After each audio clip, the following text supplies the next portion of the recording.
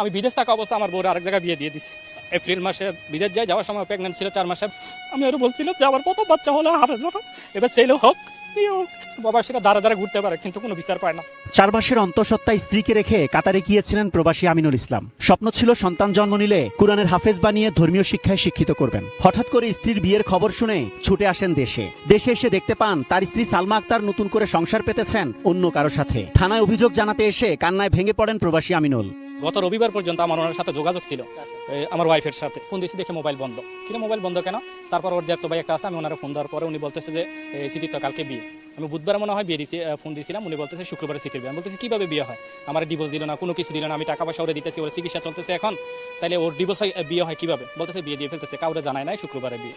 আমি বিদেশ থাকা অবস্থা আমার বউর আরেক জায়গায় বিয়ে দিয়ে দিছি। আমার বাচ্চা ছিল, আমি গত এপ্রিল মাসে বিদেশ যাই, যাওয়ার সময় প্রেগনেন্ট ছিল 4 মাসের, বাচ্চাটা সব ফালাই দিছে। আমি আরো বলছিলাম যে